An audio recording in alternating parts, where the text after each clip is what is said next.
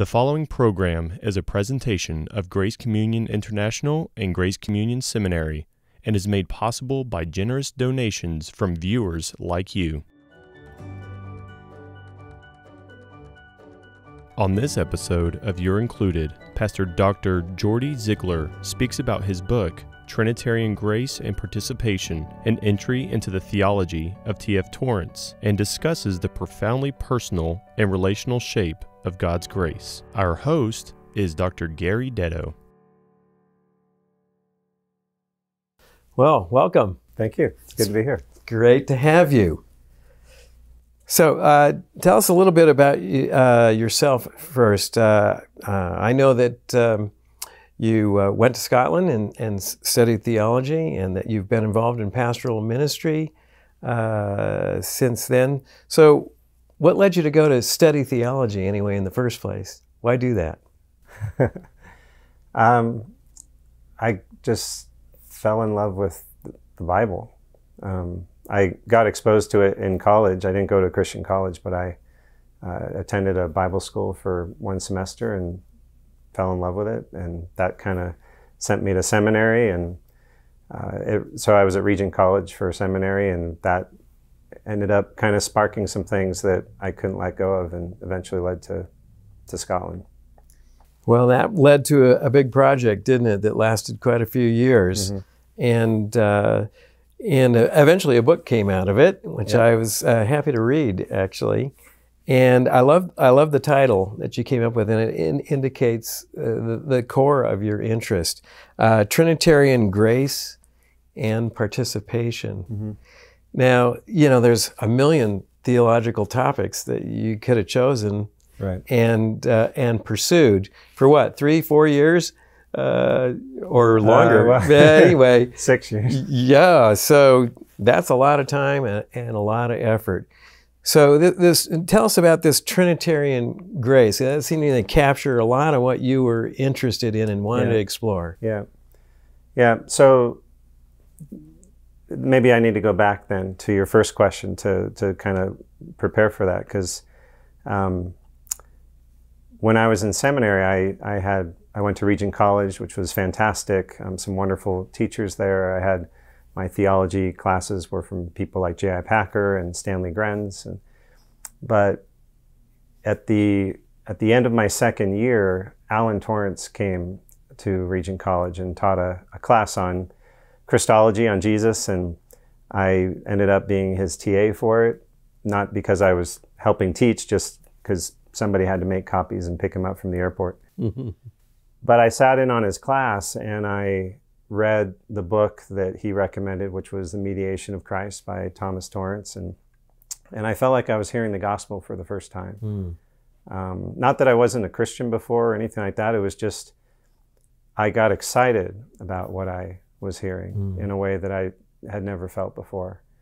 I think, if I had to identify what was new, I think the big things were that the incarnation, when God becomes human, is not just an experiment that God did to get a job done for 33 years, but it was an eternal decision. That the incarnation continues in the ascension, that God retains his humanity, that he doesn't leave it behind. That stunned me. I know it's in our creed and we say that, but it just never, the penny never dropped for me that was the way it is. And for me, that showed that God's love was on a scale that I never understood before. Which then forced me to think back on, well, what was the basis for God and his relationship to me? And I think the truth is, my understanding, my assumption, even though I was Trinitarian and, would never doubt that, for God, for me, primarily was ruler. He was Lord, he's sovereign, he's almighty, he's God. That's the way that we tend to talk in church. And Trinity, God was Father, Son, and Spirit, was, we don't do a lot of that with that a lot of times in church. And so if God is ruler, and if that's the primary thing that defines him, then that means, well, first of all, it means that he needed a creation to rule. He needed people to be the rule followers. And my job is to be a rule, to follow his rules, to be a dutiful servant, to live in gratitude, and that's kind of the setup, the framework. But if the core of who God is that he's Father, and Father, Son, and Spirit, then that changes the relationship. That changes the basis. Athanasius said that before God is creator, he was Father. And that means that before there was a creation, Father, Son, and Spirit were together in love, and they chose to make this creation out of the freedom of their love. And that just changed the playing field. It was a game changer for me in terms of my understanding of how God related to us as human beings, and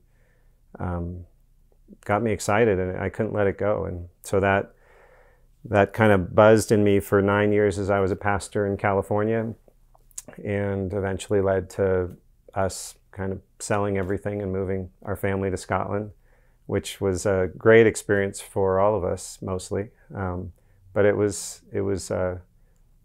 what drove us. And the theme then, the topic that I was passionate about, was understanding what is God's grace. And Trinitarian Grace and Participation is the title of the book. It's subtitled An Entry into the Theology of Thomas Torrance.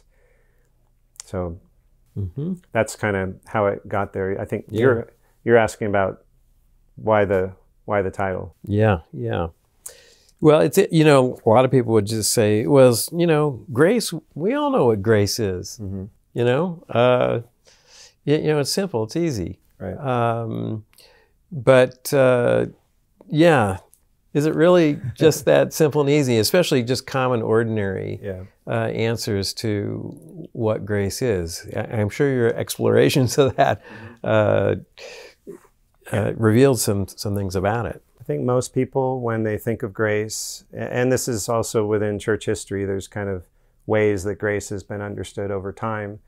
Probably one of the most common is that it's kind of a thing. It's a commodity. It's something you can bank and possess. And if you have more grace, then you are more able to be a spiritual person or do good things. And so one version of it is kind of to commodify grace. I call it the pharmaceuticalization of grace, where it's like this pill, and if we get it or we can store them, then we have more of it.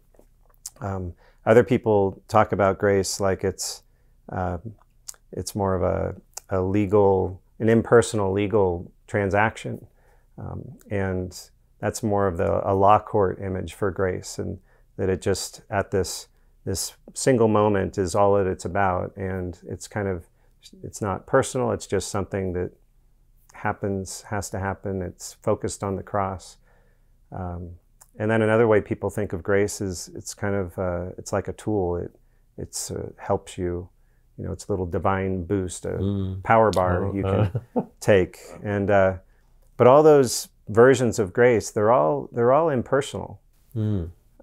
They miss the essence of grace, which is God giving himself to us in Christ through the Spirit.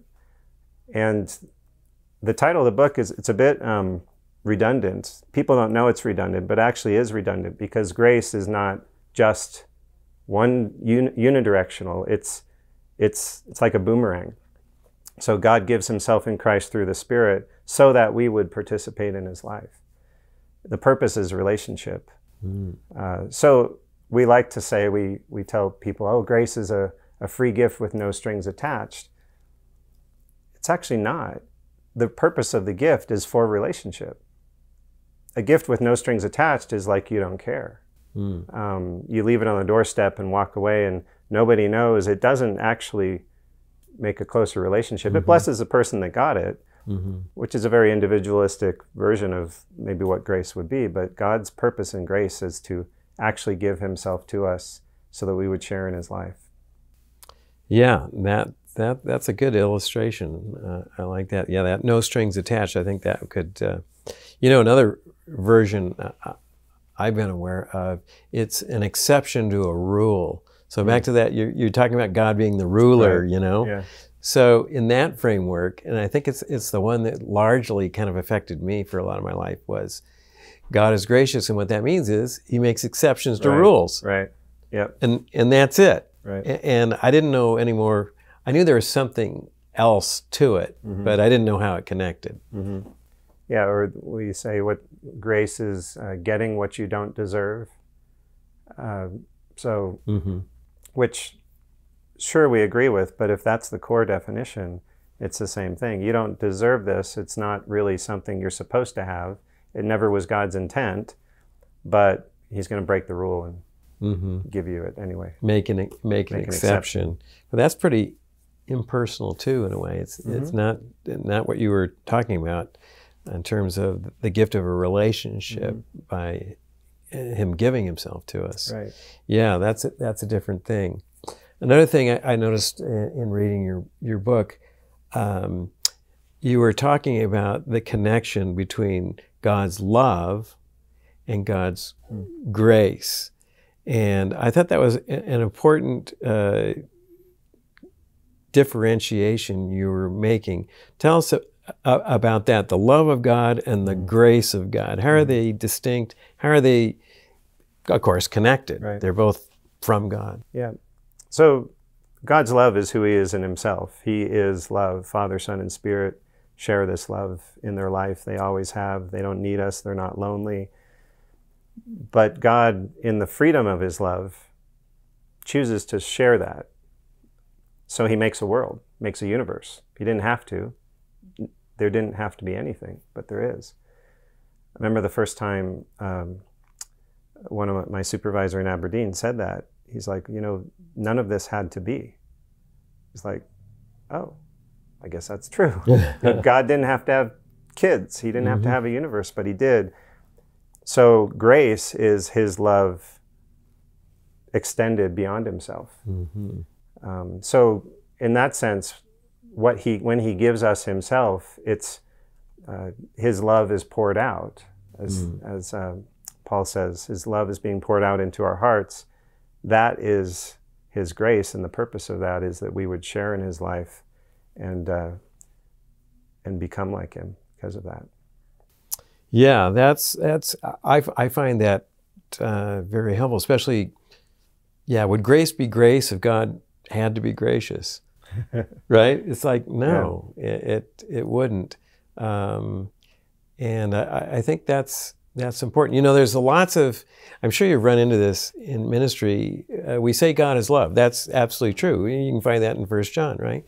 There's not a problem with that. But the thing is, I find that often people don't know how to fill that out, or they just fill in the notion of love in any old way. That seems to me to not recognize the form of love is what we call grace.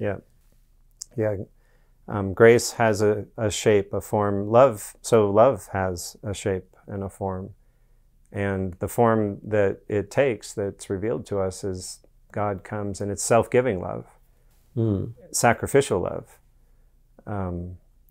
And we see that lived out in Jesus.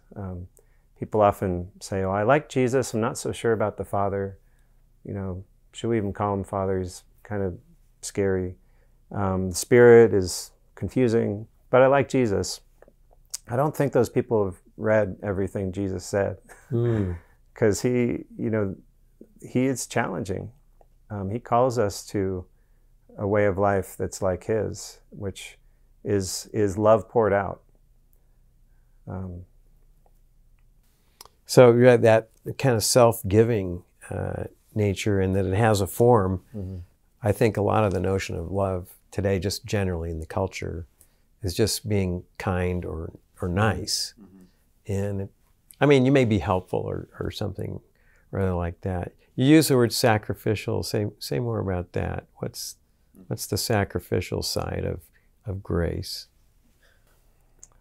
Well, because this world that God made has resisted him and turned away because of our sin. And sin, the way I think of sin, I think the way Scripture describes sin, it's it's reliance on ourselves rather than dependence upon God. You could say it's faith and trust, but those words kind of become blurry to people. But trust really is reliance upon God, dependence upon God, rather than reliance upon ourselves. And so that's that because of our sin, the world that God comes into is a world that needs redemption, a world that is broken and needs healing. And so he deals with it. He enters it fully. He doesn't just wave a magic wand to fix things from a distance. If he did, could God have done that? Well, if he could have, it would have been a very impersonal way to deal with the issue. So even if, I think you could say, well, given the nature of who God is, he wouldn't. He deals with everything personally. There is nothing that God does that is not personal. And I think within our culture, within our ways of understanding God and ourselves and church, we do a lot of things that are impersonal. We functionalize people, we functionalize systems, we treat people as problems rather than as human beings. And that's just not the way that Jesus relates to us. That's not the way God relates to us. And so love calls for that kind of personalness of entering into the difficulties of life with people, not from a distance, not making just big policies, but life on life, which is hard and slow and takes a lot of patience, but God is patient. Yes, right. He teaches us how to be. Yeah, so we just don't kind of throw in our own definitions of what love is, but right, see, it's demonstrated in a particular way in Jesus himself. And that's a very particular And the ultimate pattern. is, of course, on the cross. That's his love. It's the obedience of his love to the cross that he shows it to the fullest extent. And I think that love, it's not only a love for humanity that God shows in the cross, it's Jesus' love of the Father that he shows, and his trust in the Father to have his will align with the Father's will in the garden, be committed to trust the Father to that place. And that's how reconciliation took place. So it's really Jesus' love for us has its root in his love for the Father, and it has the same shape expressed towards us. Yeah, that's interesting, and that goes back to the Trinitarian nature, right? Jesus' relationship with the Father is one of love, and as that same love is extended towards us, that's grace, because it needs to address, right, the problem, our alienation, our distrust, and the brokenness of it. Can you say just one more thing here? A lot of people pit love or even grace against kind of God's wrath or God's judgment. Can you say I know it's a huge topic, can you say just a word, because a lot of people just think they're opposite, but we see both in the New Testament and in Jesus' ministry. Yeah, it is a terrible idea to put, here's God's love and here's his justice or his wrath, and because he loves us, but he's got to satisfy this, and so there's some sort of negotiation deal, and here's the deal, that's been worked out among the lawyers, and that's just a terrible way of talking about who God is and his attributes. Somebody recently sent me something from a Bible study that they were a part of. And it's just a list of God's attributes. There's about 30 or 40 of them. And when you make a list, none is more important than the other. Or maybe here's the most important, then here's number 2 and number 3, but it becomes just this list. The reality is everything God does is a flow from his love. So his wrath is an expression of his love. His commitment to justice and righteousness is the expression of his love. And so his wrath is him saying no when we resist him. We say no, he says no to our no. And that's because of love. If my kid is going to run out on the street, I'm going to grab them and pull them back. Mm-hmm. And that may hurt their arm when I do that. And they may cry and be upset at me. But it's because of love that I'm seeking to protect mm-hmm. them and care for them. It's not because I'm angry. They may experience it even as anger, but it's not necessarily anger. It's actually because of love. Yeah, they might think you're against them or right. kind of against, rather than no, you're actually expressing. That's a good example. You're expressing being for them, mm-hmm. to watch out for them or to prevent harm. Mm-hmm. And damage. Yeah, I think that's a very important point. Well, thanks for sharing with all that. Yeah, these are very interesting, very important things, and I'm sure it's key to your ministry to try to help people grasp this more deeply. It is. I mean, what I want people to recognize is God's grace isn't just some generic commodity. It's the invitation to participate in the Son's relationship with the Father. And that to me is what the Christian life is all about. Great. Well, thanks so much. Sure. Thank you. You've been watching You're Included, a production of Grace Communion International.